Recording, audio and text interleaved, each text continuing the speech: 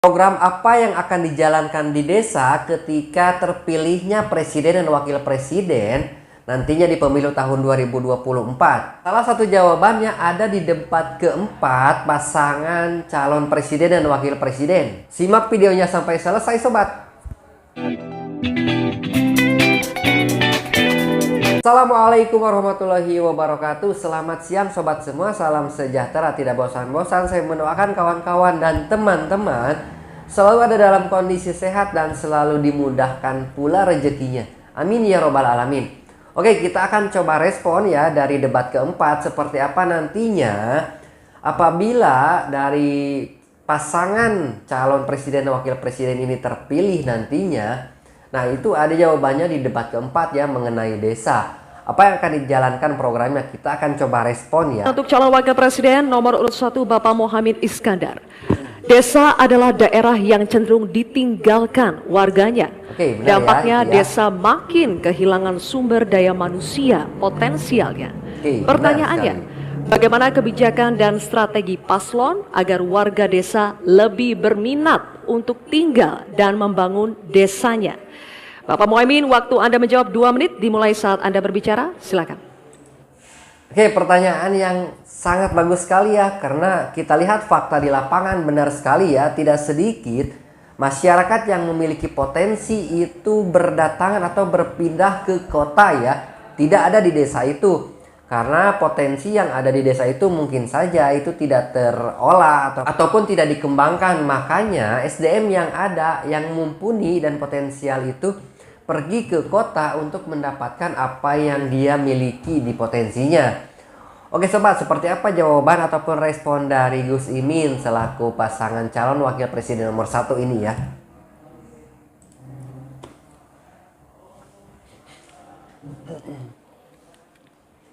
Terima kasih.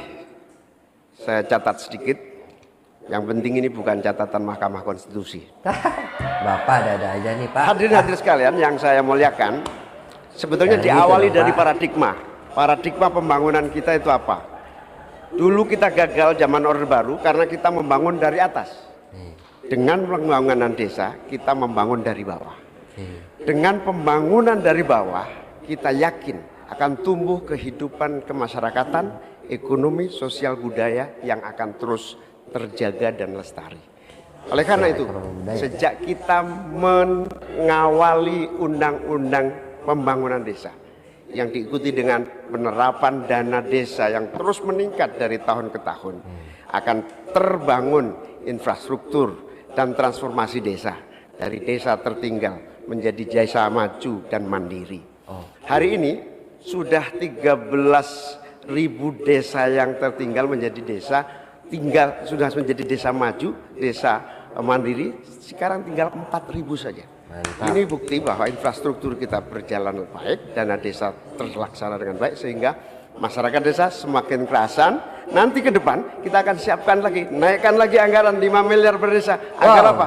Tidak hanya infrastrukturnya yang baik, tetapi dari juga ada kehidupan ekonomi yang tumbuh melalui BUMDes, melalui berbagai kegiatan wirausaha yang tumbuh, pertanian, peternakan, ekonomi kreatif tumbuh di desa, sehingga orang tertarik di desa. Jadi infrastruktur beres, pembangunan sarana prasarana tumbuh, kegiatan ekonomi memadai, dan desa terjaga menjadi komunitas yang membanggakan. Sehingga masyarakat tidak lagi tertarik menjadi urbanisasi, tapi cukup kembali ke desa, membangun desa untuk pembangunan bangsa. Oke, jawaban yang cukup menarik ya dari Gus Imin. Kita lihat salah satu programnya yang kita ketahui saat ini sudah berjalan ya.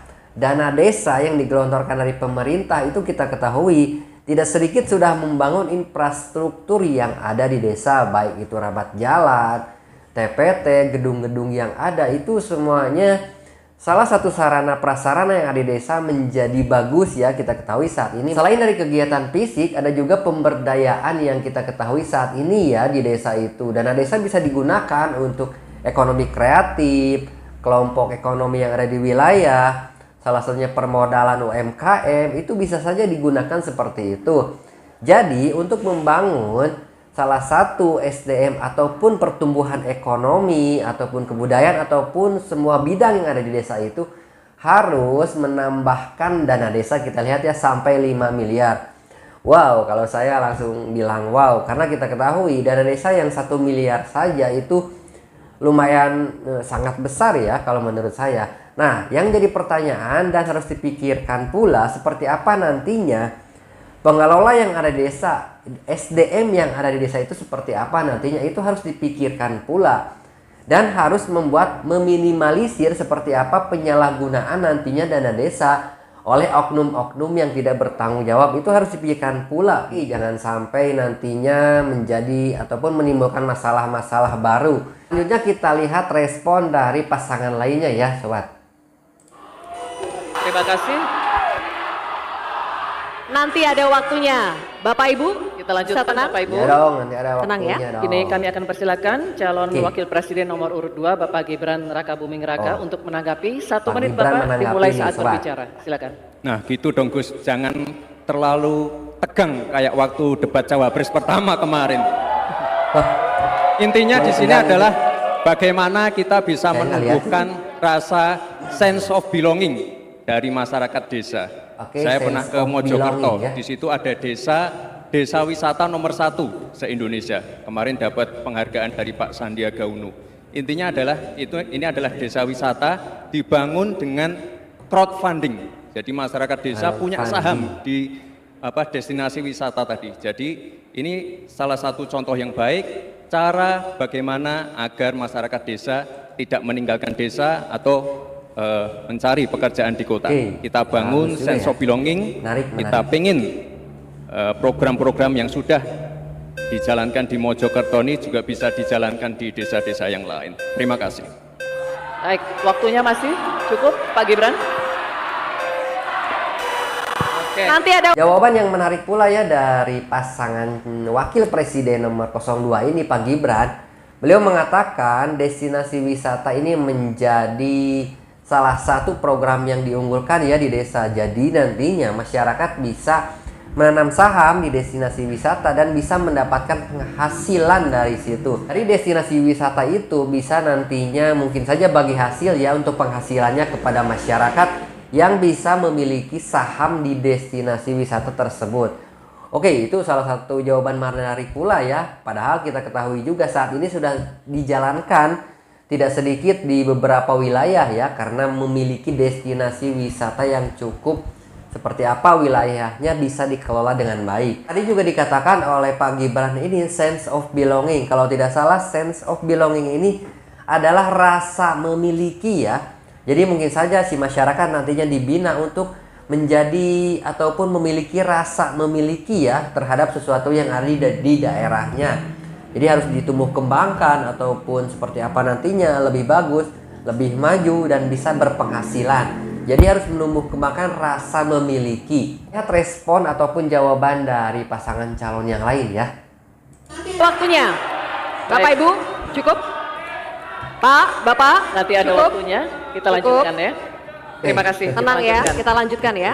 Kita akan persilakan Tenang sekarang ya. calon Moderator Wakil tetap Presiden ya nomor mengingatkan urut untuk 3 diam. Bapak Mahfud MD untuk menanggapi. Waktunya Dari 1 menit. Pak pendukung Mahfud setiap dimulai calon. saat berbicara. Silakan. Bapak Cawapres Oke, Bapak Prof. Muhammad Mahfud ya. Iskandar, calon presiden kami Bapak Ganjar Pranowo punya catatan menarik tentang apa yang dilakukan untuk mengatasi hal yang tadi ditanyakan. Pertama, ada program 1000 embung, ada program desa mandiri, mandiri energi dan mandiri pangan, kemudian pembangunan irigasi. Lalu di daerah istimewa Yogyakarta ada satu daerah Panggung Harjo namanya, desa Panggung Harjo itu dikenal sangat maju, koperasinya jalan, irigasinya jalan, UMKM-nya jalan, dikelola oleh desa itu dengan baik. Nah masalahnya sekarang sebenarnya Oke, ada Bapak, pepatah masalahnya. Deso mowo coro, negoro mowo Tuh Pak, toto. bahasa Jawa nggak ngerti Ini saya Pak. yang di daerah-daerah lain tidak jalan. Negara terlalu intervensi ke desa dalam soal-soal administratif. Terima kasih. Terima kasih Pak Mahfud. Kini kita akan Kalau kita lihat atau kita dengarkan jawaban dari Prof. Mahfud ini, sebenarnya ketiga dari pasangan calon ini sangat komplit ya, sangat kompleks. Karena mereka menegaskan sesuatu yang ada di desa itu harus ditumbuh kembangkan. Salah satunya adalah ekonomi desa, pariwisata desa, lumbung desa. Itu salah satu program-program yang harus dijalankan ada di pemerintahan desa atau di desa. Nah, salah satunya itu adalah dengan dana desa yang kalau kita lihat harus dinaikkan ya, benar sekali juga. Karena tidak sedikit membangun itu, Bapak-bapak sekalian.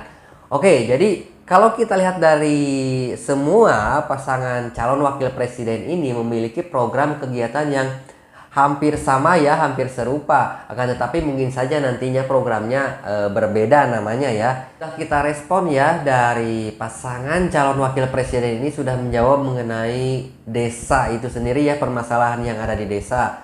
Salah satunya di debat keempat ini ya. Oke, jadi siapa pilihan kalian sobat?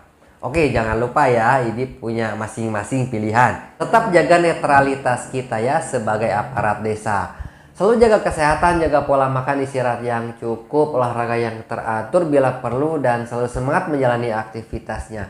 Wassalamualaikum warahmatullahi wabarakatuh.